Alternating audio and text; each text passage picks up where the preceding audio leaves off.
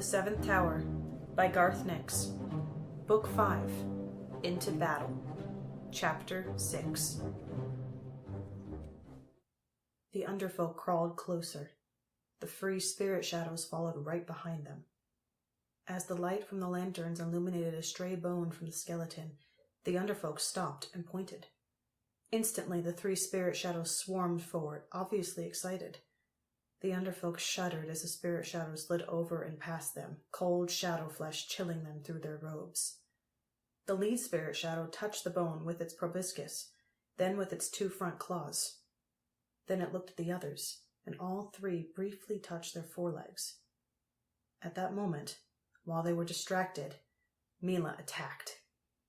She lunged forward in a crouch, hand extended, trusting that the talon of Danir would do whatever it did automatically. She intended to use the glowing fingernail to cut the closest spirit shadow, but as she leaped forward, the talon extended itself until it was as long as her forearm. Bright violet sparks showered from the end, and a long plume of violet light shot out like a whip of light at least 3 stretches long. Milla brought her hand down toward the spirit shadow, and the whip of light shot around and became a lasso. Without conscious direction from Milla, it settled over the head of the spirit shadow and pulled tight. It went through the shadow flesh like a wire through cheese, cutting the spirit shadow's head off in a single, sharp action. Milla flicked the lasso at the next one, and the same thing happened. As she flicked it at the third and last spirit shadow, the other two were picking up their separated heads and then trying to reconnect them as they scuttled as fast as they could back down the tunnel. The third spirit shadow was quicker, and the lasso missed. But before it could attack Milla, the violet streamer undid itself, and the free end whipped out to slice through the spirit shadow's forelegs. The creature crashed to the floor and wriggled backward, sliding over the underfolk who had pressed themselves face down on the floor. It halted for a moment, then scuttled away. Audris had rushed forward to grab the shadow, but as she reached out, the light from the talon whipped back toward her. Instantly, Milla threw her hand the other way, slapping her palm against the wall. The whip missed Audris by a finger width. "Careful!" boomed Audris. She sounded scared. Milla was shaken, too. She held her hand against the wall until the violet stream of light slowly ebbed back into the talon, and it shrank back to its regular size. "I didn't know it did that," said Milla. No wonder Danir had been such a fearsome warrior, her legend lasting thousands of years. She had worn one of these magical fingernails on each hand. "Interesting," said Malen. "The talon seems to act of its own accord against shadows." "I'm staying back here, then," said Audris, "until you learn to control it." Milla nodded and cautiously drew her hand back from the wall. The talon didn't do anything. Perhaps it only worked when she wanted to fight. She would have to be careful to make sure Audris wasn't nearby when she did. In a way, it was like being a wilder, one of the berserk warriors that occasionally emerged in the clans. You had to stay clear of them when they fought, until the blood craze left them and they knew friend from foe. "You can get up now," said Milla to the 2 underfolk. "Well, you can crouch, anyway." She crawled up to them, but they didn't move. Milla raised her sunstone and light flared, the brightness washing out the yellow glow of the lanterns. "You can—" Milla started to say again. Then she scowled and reached forward to touch the closest man. He didn't move. Milla felt for a pulse in his neck and then repeated the action with the other one. Neither one had a pulse. "They're dead," she said slowly. "But I don't see how." She shuffled up between the 2 bodies.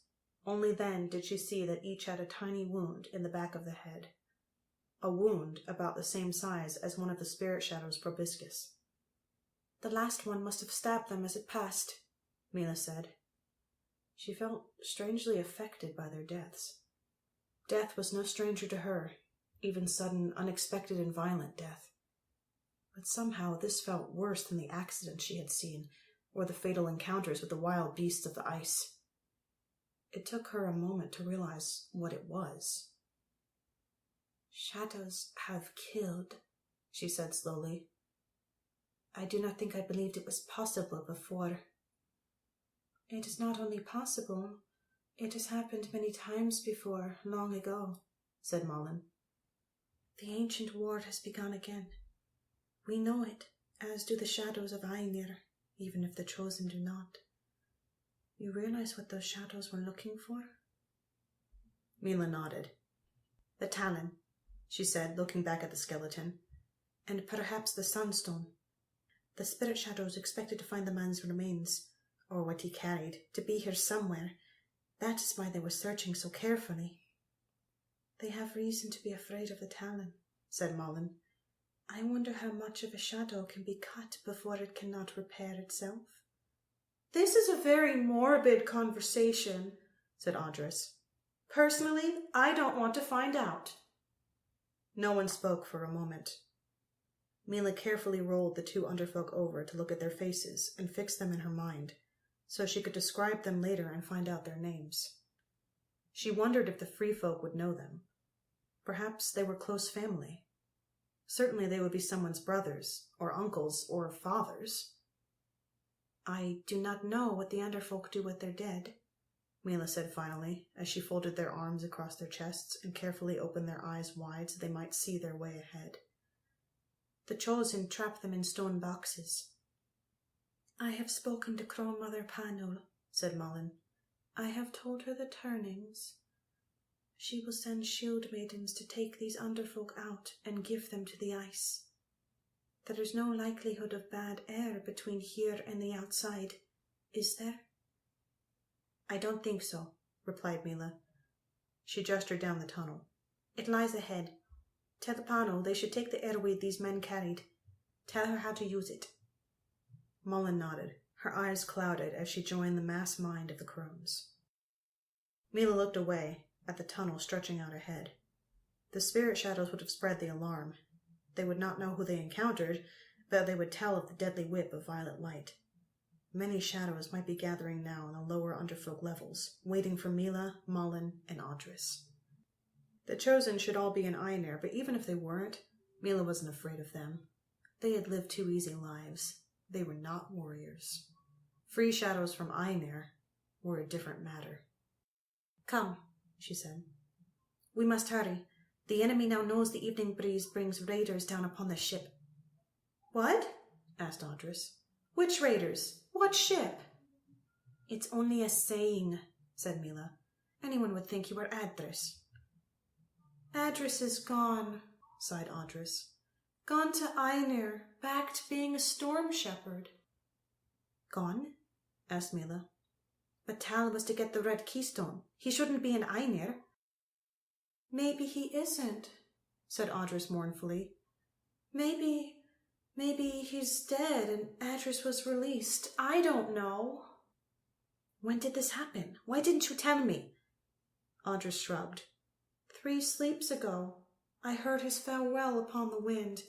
You were sulking on your stupid chair. You must tell me matters of importance, Milla said angrily. I bet he's got himself into trouble again. Adris? No, Tal. Come on.